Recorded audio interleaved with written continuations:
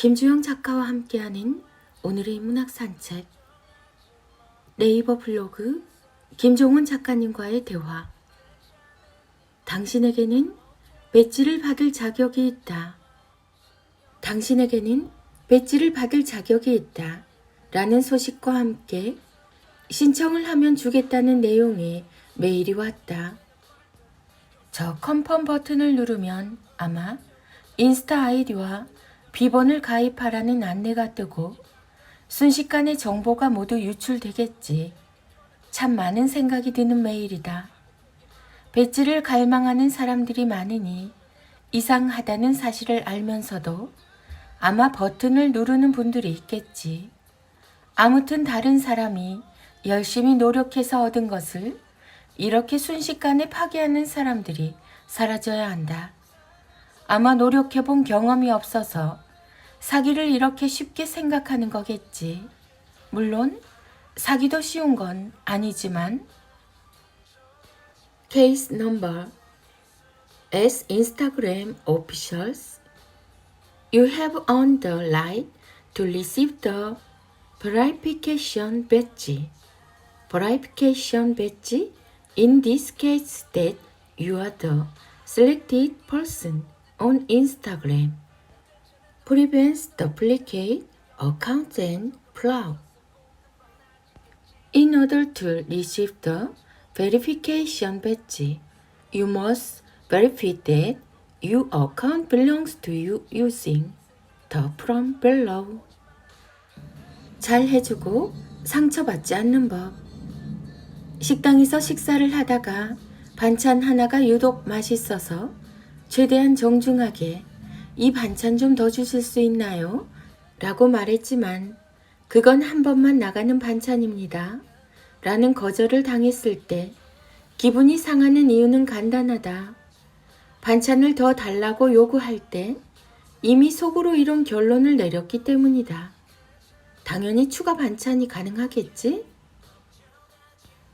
일상에서 이루어지는 모든 잘해주고 상처받는 이유도 역시 마찬가지다. 지나가게 잠시 비켜주시겠어요? 커튼 좀 내릴 수 있을까요? 차 좀 잠깐 빼주시겠어요? 온갖 이런 정중한 요구에 상대가 예상대로 반응하지 않아 상처받는 이유는 그 말을 하기 전부터 당연히 그렇게 해줄 거라고 확신했기 때문이다. 잘 해주고 상처받지 않으려고 우리는 두 가지 중 하나를 선택한다. 1. 더 정중하기. 2. 더 치열하게 요구하기. 하지만 두 가지 모두 좋은 결과로 연결되기 힘들다.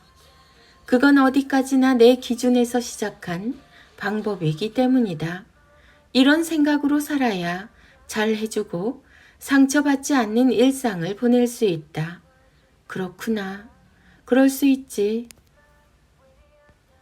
아무리 정중해도 안 되는 게 있다. 그건 상대가 무례하기 때문이 아니라 처음부터 안 되는 것이었기 때문이다. 그럴 때는 그렇구나, 그럴 수 있지 라는 말로 그 상황을 이해하고 스치는 게 좋다. 하나하나 걸고 넘어지면 얻는 것 하나 없이 더 큰 고통만 지워지지 않는 문신처럼 남는다. 잘 될수록 겸손해야 하는 이유. 무언가 잘 되는 게 하나 나오면 성공 비결을 찾으려고 분주한데 사실 자세히 보면 이런 경우가 많다. 책을 예로 들면 이렇다.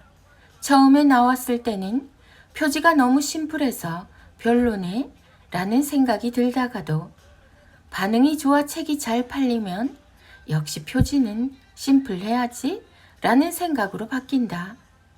그렇게 그 표지에 익숙해지며 그 표지가 결국엔 좋아진다. 제목도 마찬가지다. 처음에는 제목이 너무 길다 라는 생각이 들다가도 반응이 좋으면 제목이 내용을 충분히 설명해서 좋네 라는 생각으로 바뀐다. 세상 모든 게 대부분 그렇게 흐른다. 뭐든 잘 되면 다 좋아 보이고 안 되면 다 부정적으로 보인다. 잘 되는 식당에서는 욕하는 할머니도 마케팅이 중요한 포인트이지만 안 되는 식당에서는 친절한 서비스도 너무 부담스럽게 과도한 서비스로 여겨진다. 누구나 최선을 다한다. 그러나 좋은 결과는 모두의 것이 아니다. 운이라는 변수가 크기 때문이다. 그러니 만약 당신이 잘 되고 있다면 수많은 사람이 당신을 도와줬다는 사실을 기억해야 한다. 고생했어, 수고했어 라는 말은 아이 정서에 좋지 않습니다. 어른들의 세계에서도 그렇지만 누군가 어떤 일을 해냈을 때 주로 사용하는 말이죠. 고생했네, 수고했어. 하지만 이런 식의 표현은 아이의 정서 지능에는 좋은 역할을 하지 못합니다. 자신이 방금 한 일을 고생이라고 생각하게 되고 수고할 정도로 힘들게만 여기게 되기 때문입니다. 가끔 그런 건 괜찮지만 쌓이면 돌이킬 수 없는 최악의 상황을 맞이하게 됩니다. 언어는 매우 미묘하고 섬세해서 듣는 사람은 다르게 느끼지요.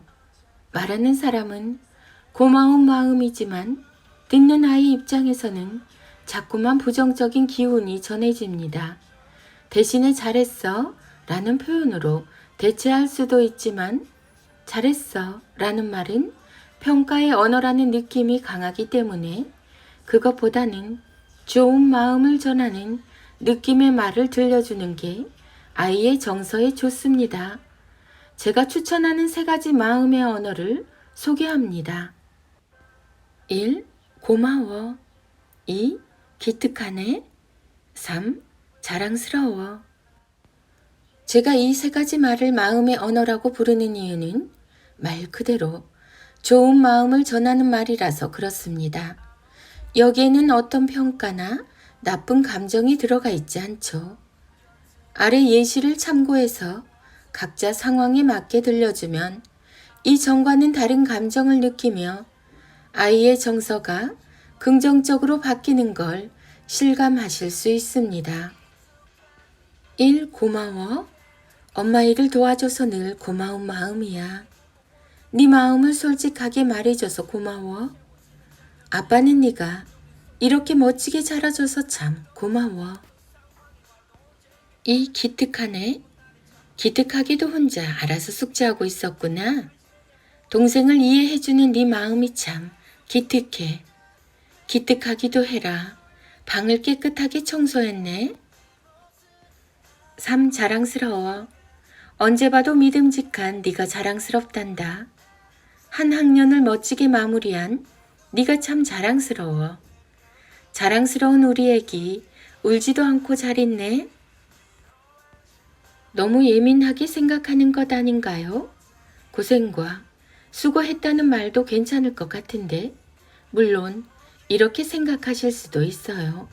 하지만 아이와 관련이 있는 문제는 예민이 아닌 섬세의 관점으로 다가가야 그 과정이 아름다울 수 있고 그 끝에서 서로 웃을 수 있죠.